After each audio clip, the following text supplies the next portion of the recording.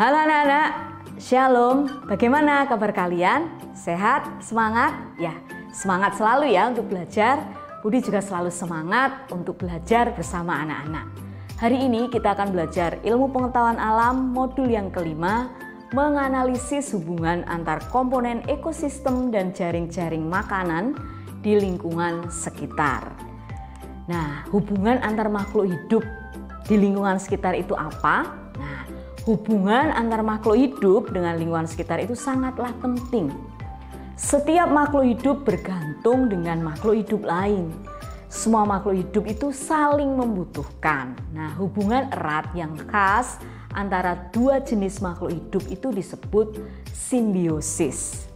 Simbiosis dapat dibedakan menjadi 4, yaitu apa saja? Mari kita belajar bersama. Yang pertama, simbiosis mutualisme. Simbiosis mutualisme adalah hubungan antara dua makhluk hidup yang bersifat saling menguntungkan.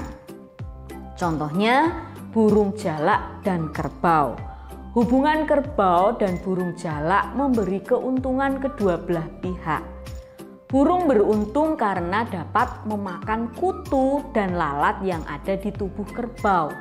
Kerbau beruntung karena terbebas dari gangguan kutu dan lalat.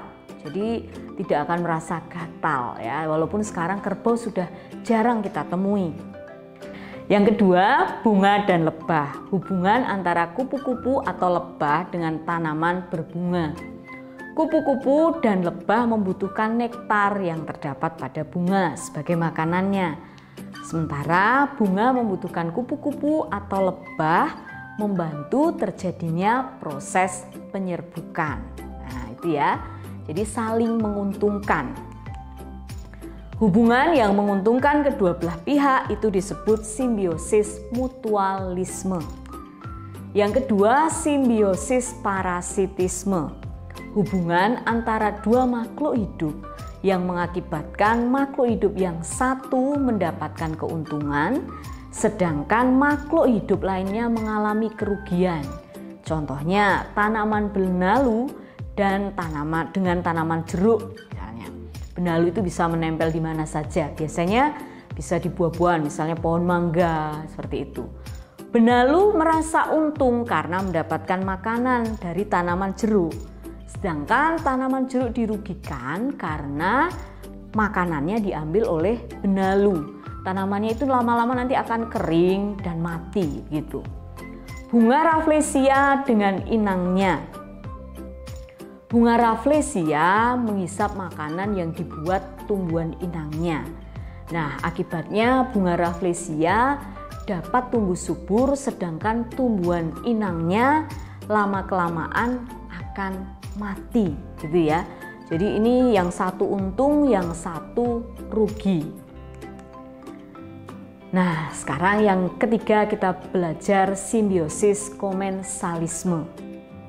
Simbiosis komensalisme adalah hubungan antara dua makhluk hidup yang menguntungkan salah satu pihak tetapi tidak merugikan pihak lain. Contohnya ikan hiu dengan ikan remora. Ikan remora yang berenang di dekat tubuh ikan hiu akan turut menjelajah kemanapun ikan hiu itu pergi.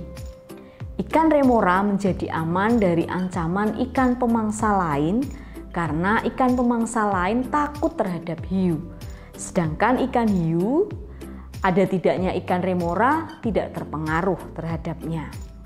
Kemudian tumbuhan paku atau anggrek dengan pohon besar. Nah, tumbuhan anggrek dan paku dengan pohon besar. Jadi tumbuhan anggrek bisa, tumbuhan paku dengan tumbuhan besar. Anggrek dan tumbuhan paku tidak mengambil makanan pada pohon besar itu. Tumbuhan ini dapat membuat makanannya sendiri. Tumbuhan anggrek dan tumbuhan paku hanya membutuhkan tempat tinggal agar mudah memperoleh cahaya matahari. Oleh karena itu, tumbuhan anggrek dan tumbuhan paku beruntung dapat menempel pada pohon besar, sementara pohon besar tidak diuntungkan ataupun dirugikan. Jadi hubungan yang menguntungkan satu pihak sedangkan pihak lain tidak diuntungkan dan tidak dirugikan disebut simbiosis komensalisme. Sekarang kita ke yang nomor 4, simbiosis amensalisme. Simbiosis amensalisme adalah hubungan antara makhluk hidup di mana satu pihak dirugikan, tetapi pihak lainnya tidak diuntungkan dan tidak dirugikan. Contohnya pohon pinus. Tumbuhan ini menghasilkan senyawa alelopati sehingga jika diperhatikan secara cermat, pada sekitar pohon ini tidak ada tumbuhan lain yang bisa tumbuh juga berkembang dengan baik karena dihambat oleh senyawa alelopati si pohon pinus. Berikutnya contohnya pohon walnut. Tumbuhan ini menghasilkan senyawa alelopati sehingga sama gitu ya. Jika diperhatikan tidak ada tumbuhan lain yang bisa tumbuh dengan baik karena dihambat oleh senyawa alelopati pohon walnut ini. Kemudian ada rumput teki mengeluarkan senyawa bersifat racun sehingga tumbuhan di sekitarnya tidak bisa tumbuh dan berkembang dengan baik. Nah, sementara itu pada jamur penicillium, dijumpai pula pola yang sama di mana senyawa antibiotik yang ia hasilkan menghambat perkembangan bakteri jenis tertentu. Hubungan di mana salah satu pihak dirugikan dan pihak lainnya tidak diuntungkan atau dirugikan disebut simbiosis amensalisme. Nah, anak-anak, agar kita paham, kita lihat soal berikut ini ya. Komunitas makhluk hidup yang berinteraksi dengan lingkungannya disebut titik-titik. A. Habitat, B. Ekosistem, C. Simbiosis, D. Interaksi. Apa anak-anak jawabannya? Pasti semuanya bisa. Ya, jawabannya ekosistem. Habitat itu tempat tinggal khas bagi seseorang atau kelompok masyarakat gitu ya, atau tempat kediaman tumbuhan, hewan, itu yang disebut dengan habitat. Bisa juga diartikan tempat organisme tertentu. Jadi kalau habitat itu tempat hidup, itu yang disebut dengan habitat.